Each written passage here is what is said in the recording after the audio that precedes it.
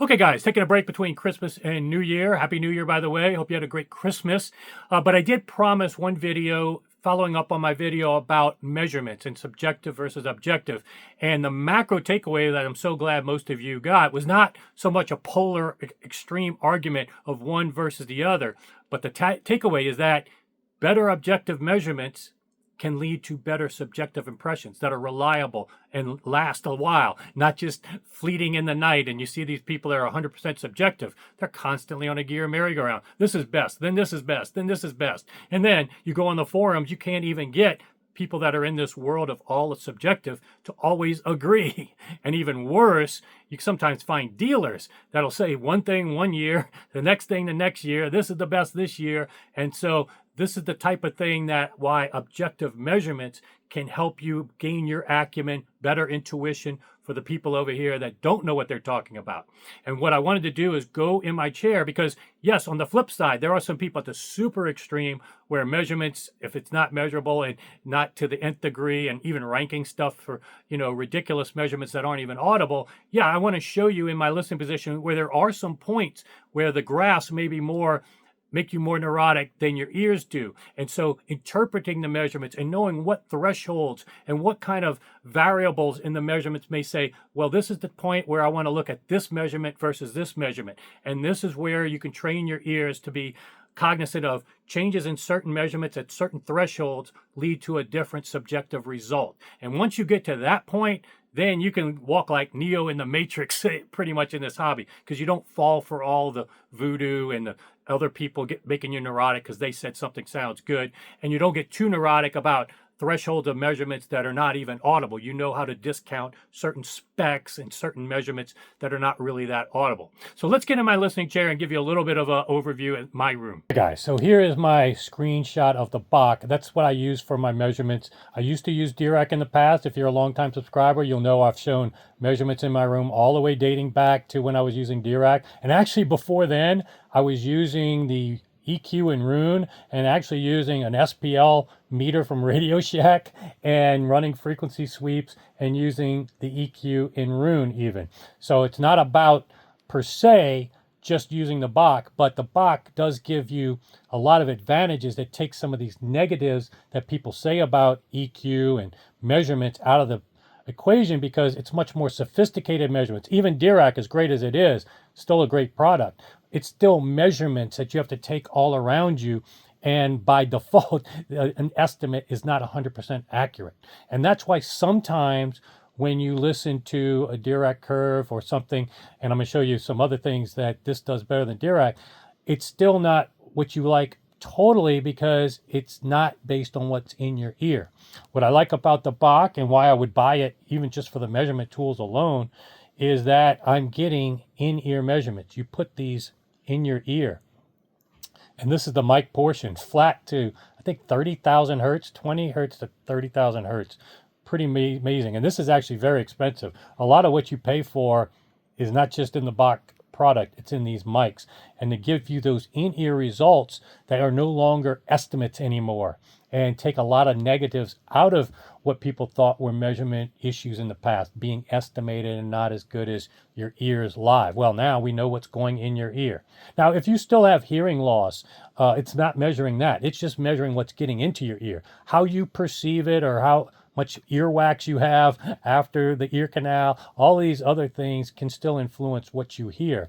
But in terms of telling you what gets in your ear, how you process it and what else is going on with your ears, and you might want to see an audiologist for, but it's still better to know what's getting in your ears than estimates, okay? So that's the first advantage. And what I'm showing you here is the binaural frequency response. Let's just focus on frequency response real quick on this screen here. I'll just put this only for now because that's the most common measurement, but it's by far not the only measurement you should worry about. In fact, you should never just chase flat frequency response. And that's where some people go to the nth degree because you shouldn't chase flat frequency response at the cost of everything else. And then they say flat is bad and they make all this hyperbole and whatever. There are some psychoacoustic factors that make flat not always exactly flat perfect. We're not talking about wild swings, that, again, polarizing beliefs think that you can get away with wild swings because you think perfect flat is bad. No, it's in the devil is in the details. If you have one takeaway today, it's going to be the devil is in the details, and anybody arguing from the polar extremes, you can pretty much discount them. But anyway, looking at my frequency response, I can get it totally flat. Well, in fact, 1,000 hertz and below is where binaural measurements are looking for it to be flat. And really, any kind of measurements, you would try to get it flat, 1,000 hertz and below. It's some recording engineers like Bob Katz, David Chesky, Sean Olive, all these other ones tend to, when they're mixing, they tend to have a little bit of a roll off after 1,000 hertz to different degrees, but not drastic. And it's usually 1 dB per octave. We're not talking about wild frequency response. It's still respecting high fidelity and mostly flat, but just very subtle things based on psychoacoustic factors. But looking at under 1,000 hertz, I intentionally showed you this one versus ones in the past I've shown you from my listening position. I can get totally flat to 20 hertz, but sometimes chasing 20 hertz to 20,000 hertz totally flat, the juice is not worth the squeeze because you have to be able to interpret the measurements, and where you would be using EQ is just as important as the end result. And so, yes, I can get flat, but let me go into a little more detail of nuance that I don't think anybody gets into these details when they say flat's bad or flat's good, measurements are good, measurements are bad. You know, they keep in these polar extremes, much like politics. I'm going to give you the devil in the details. So what I did here was just took the subs out of the room totally in terms of in the equation playing. This is just my potpourri vitorless only.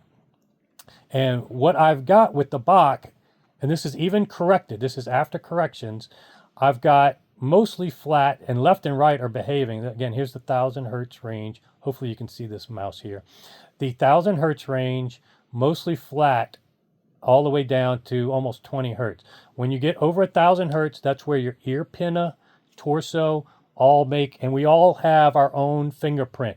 Everybody that comes back here will have different over 1,000 hertz. You'll have a bump. It'll either be wider than mine or more narrow than mine, bump around here, and then a dip. Everybody that comes back here measures the same weird thing, but it's slightly different. And that's where it's called head-related transfer function. I call it our fingerprint for our ears. And this is why when sometimes your wife comes into your room, may hear something totally, think it's bright, and you don't. They hear differently than you hear. And this will give you a chance, if you have the Bach, to measure you and your wife in different bins in your listening position, and you will see the gear didn't change, the room didn't change, but the measurements change for each of you, showing how much impact your ear and your torso have on it, and even how you sit in the chair relative to reflections hitting you. It's very fascinating, and can go a long way to give you that self-awareness that when you go run on the forum and say, what I think is best, realize nobody else has your exact same head-related transfer function. So when you start talking about how you are the pinnacle of subjective feedback, you've probably never even benchmarked your ears to this to begin with, but even so, each person's ears are slightly different. So we can't just extrapolate our preferences to everybody else. What we like, okay? And that's fine. If you want to live in your world and stay with your opinion on your gear, you can enjoy whatever you want. But overall, you really want a flat frequency response under 1,000 hertz. And why is that the case? Well, with certain music, again, I'll go ahead and address the naysayers. If you play Keith Don't Go, Tin Pan Alley, and that's why a lot of the shows you'll hear that played, because most systems are not flat in these rooms, and so they play music that regardless of the frequency response, it could be wild swings, Keith Don't Go and Tin Pan Alley won't sound bad regardless. It's a mostly electric guitar type work, it's rock music. We're not attuned to the reference. We weren't there to see the guitar tune, what the true reference was for how that's supposed to sound. And certain types of rock music, it really doesn't matter flat as much. So I would agree with you. If you don't listen to music where accuracy is important, then yeah. But here's the deal. The people that end up having these wild frequency responses and even sometimes preferring Keith Don't Go and Tin Pan Alley with their wild frequency response system speakers and room combined, they'll end up finding they usually only listen to 10 recordings and only a few will sound good with the wild frequency response that they have. If you're flat, then you will find that not only do Keith Don't Go and Tin Pan Alley sound more accurate, you may not like it as much because you like the jazzy highs or extra lows that your system may give it, but you will be able now to play piano music and it'll sound like a true piano. It won't sound like a wonky, out of tune piano. Violins will sound right, and that's strident and harsh. Female vocals will sound real, like the person is right in the room with you. Male vocals won't sound hollow. So if you're flat, especially under 1,000 hertz, all the way down to 20 hertz, on the whole, more music will sound better to you. Accuracy is always going to be preferred to inaccuracy, albeit, I admit, some recordings, no matter what your frequency response of your speakers, they may sound good. And some will intentionally, some designers will smartly, intentionally not build a flat frequency response speaker. Why is that? Well, here's another reason why sometimes flat may not be best for everybody. If you don't get down to 20 hertz, now I'm getting down to almost 20 hertz flat with these Potpourri Vitorlas, but if you have a low frequency compromised speaker, a lot of times it will sound bright, not because of the beryllium tweeter, not because it's tilted up in anything in the crossover for the tweeter, but because you're missing part of the bass. If you're missing low frequencies, but only having even flat high frequencies, it's still going to tonally sound more tilted up. And because that's not like what we hear in real life. In real life, we have music and the ability to hear lower frequency. If you've got low frequency compromised system, and that's one reason why you do want to sub, is to get down to 20 hertz or at least 30 or 40 hertz. If you have compromises in your system in that area, then almost any speaker will sound bright. And so some will intentionally roll off the highs to give you, on the whole, a more balanced speaker. So that's why 1 meter away anechoic measurements, I would agree. You can kind of throw those out the window now. You can do them for if you're a manufacturer and you're trying to, design a crossover, design a speaker anechoically that sounds good.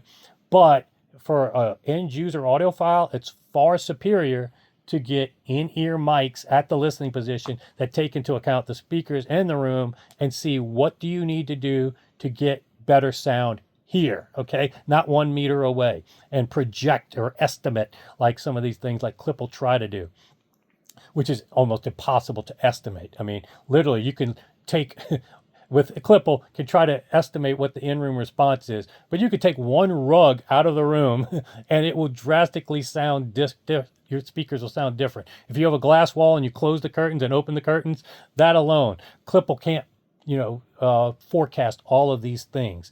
Estimates are good, but they're, again, estimates. In-ear is best.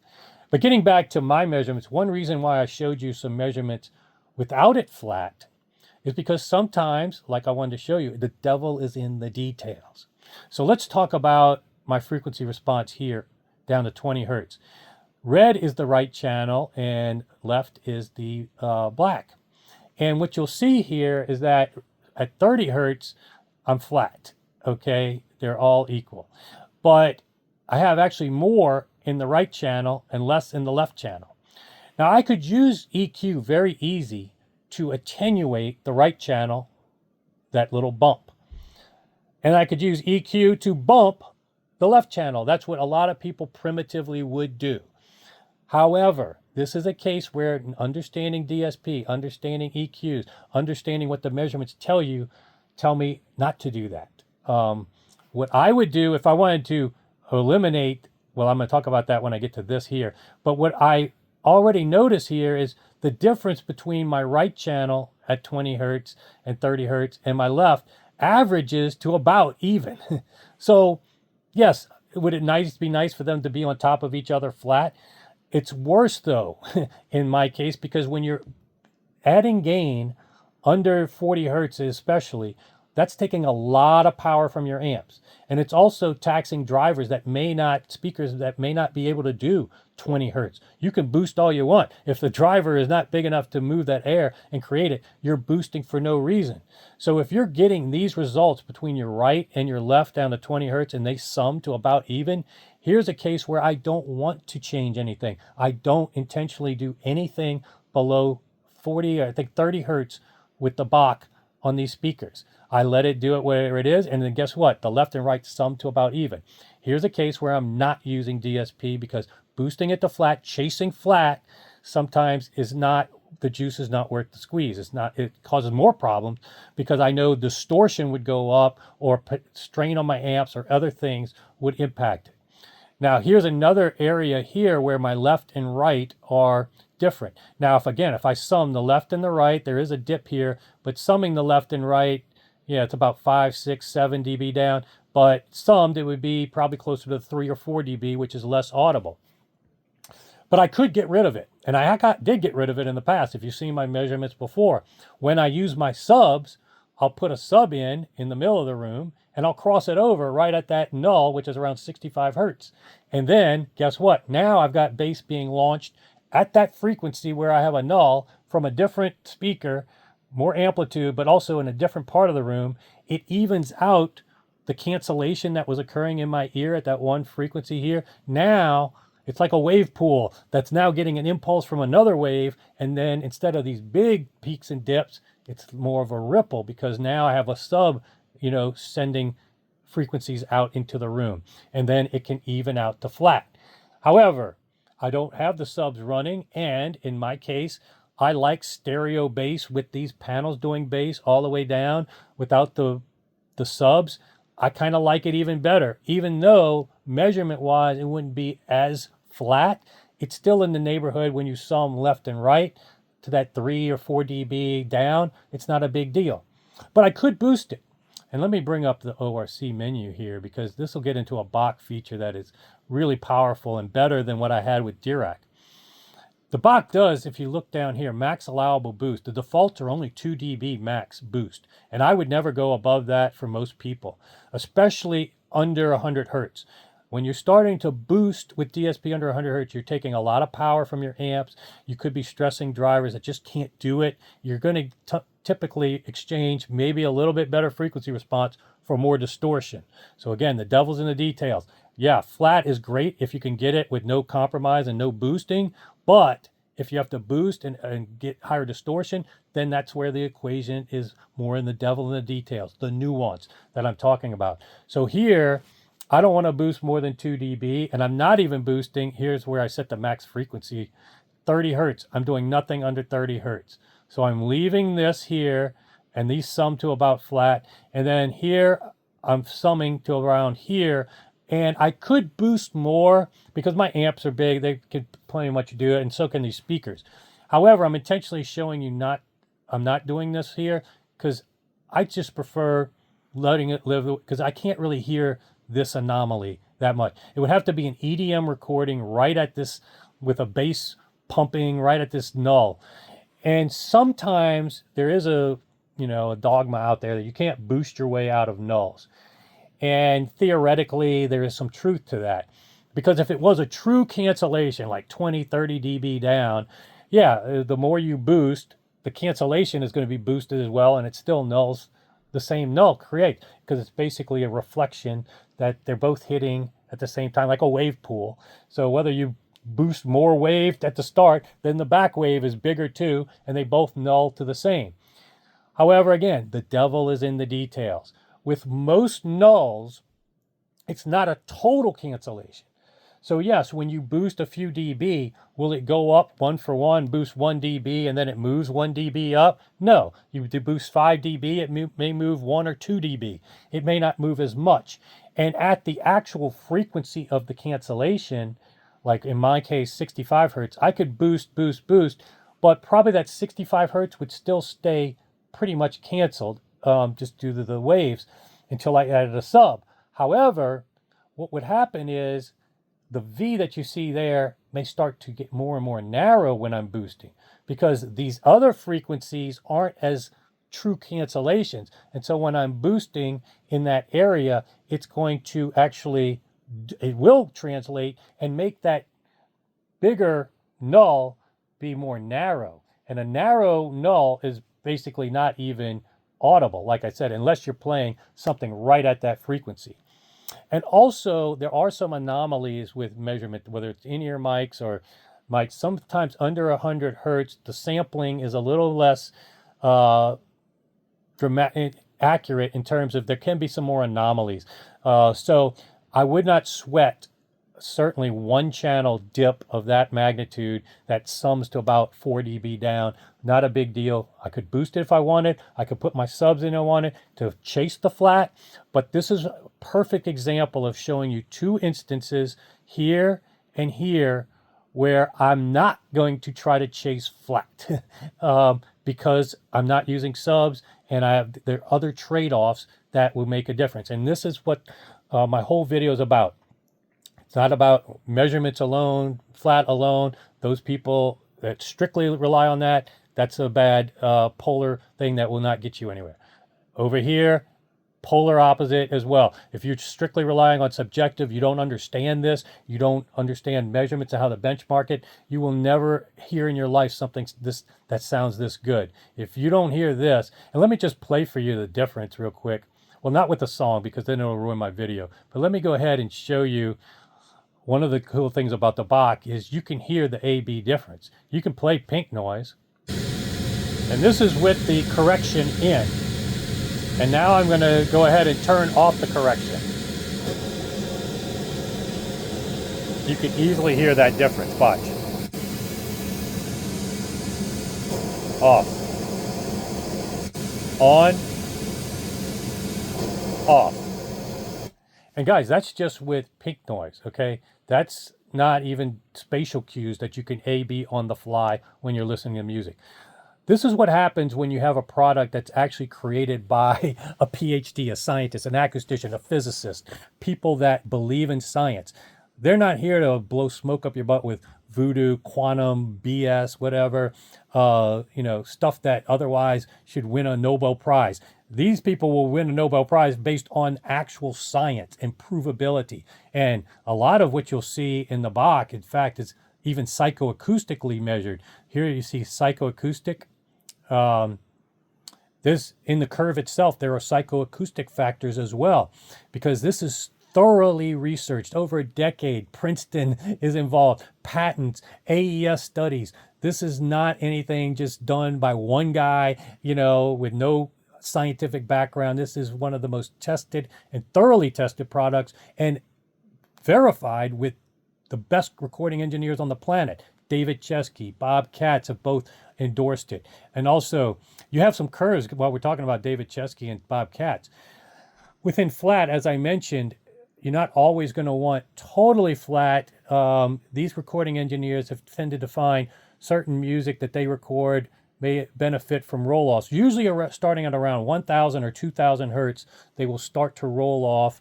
And it's not going to be a drastic roll-off or a drastic weird curve, but it will be maybe a dB or so per octave, so that at 20,000 hertz, you may be 3 dB down or 6 dB down. Sean Olive is one that curve that has a little bit of a bass boost, and for certain music, totally sounds great. I know some people choose that. And here you can easily choose that in the Bach. You can just click which one you want. There's 6 different curves you can do, and it'll automatically do it for it. No more moving and trying to do it yourself. This will do in a much more sophisticated fashion to get it basically to your taste. And then once you get it to your taste, getting back to Sean Olive though, sometimes a bass boost is good. If you grew up on car stereos and boombox, certain types of music, it does sound better with big boomy bass.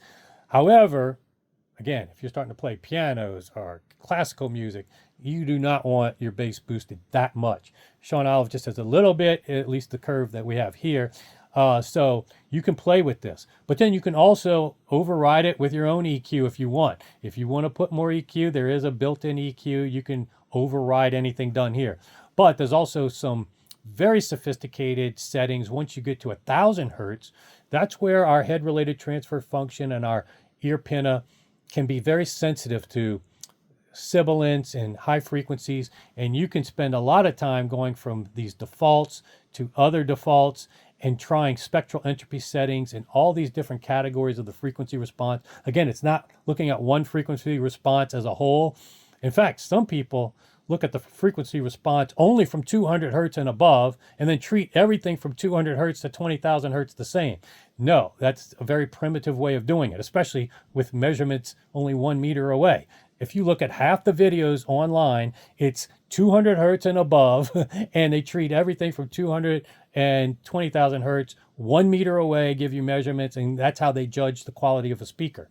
That is primitive.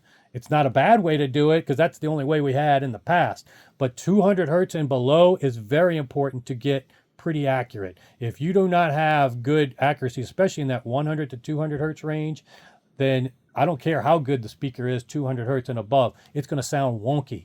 And then same thing, high frequencies. There's a lot of nuances that can make it too much or too little, too much sibilance, too bright. And that's why a product like this, you don't have to roll tubes, you don't have to change cables, you don't have to do this nebulous hope and pray that it gets you to exactly where you want. You've got minor settings you can make all day long to each of the low order pinna, high order pinna, quasi free field. Dedicate a lot of time to testing and using your ears now to correlate measurements to what measurements you like for your ears. If there's no more custom tailored product on the market than this, you don't have to buy anything. You can choose all of these settings, and odds are good you're going to get much more accurate and much more likable results than on this gear merry-go-round of tweaks and voodoo. But that's just showing you the frequency response. Let's go ahead and show you a very important measurement is the impulse response. The impulse response, a lot of people say, oh, you can't tell a soundstage with measurements. Well, one of the most important ones I can tell you right off the bat, if you have a poor impulse response, you're going to have poor imaging.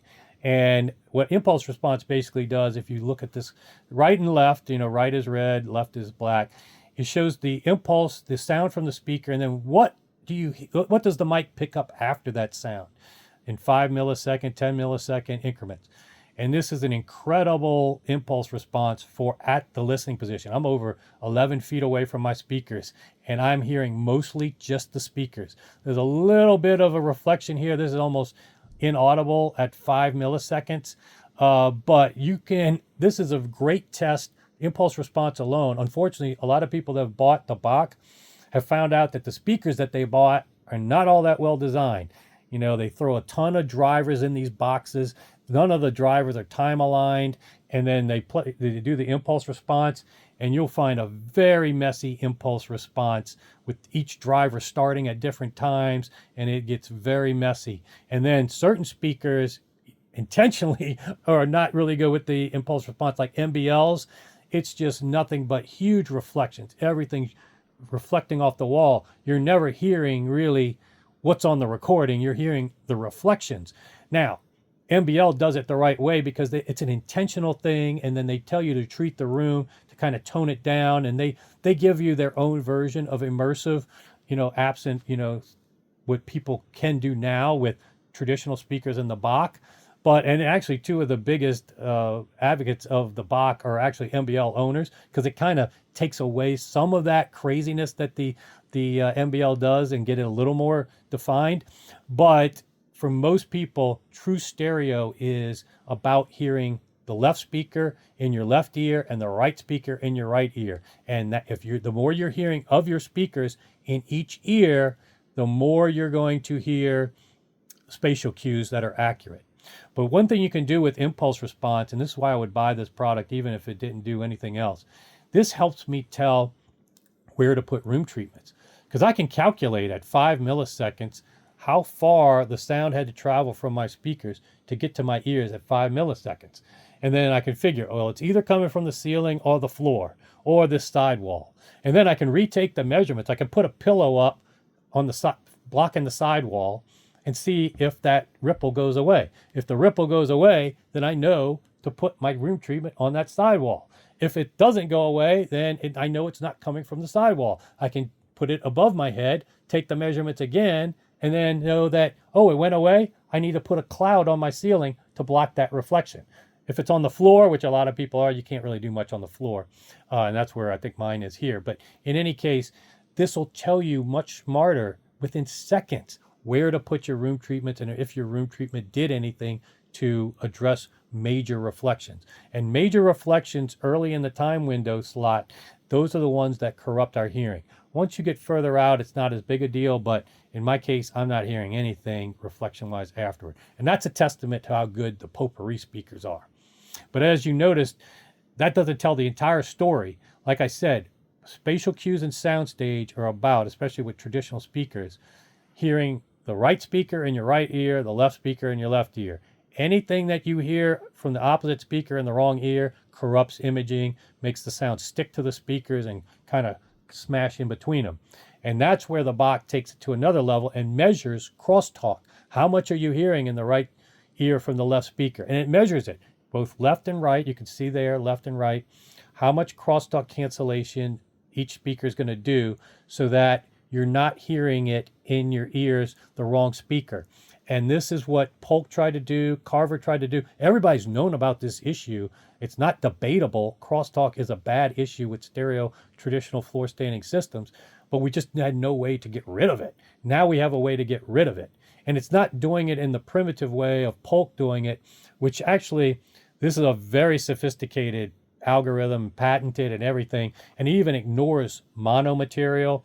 That was a big problem with the blanket treatments that ways that Polk did it and sonic holography with Carver did it.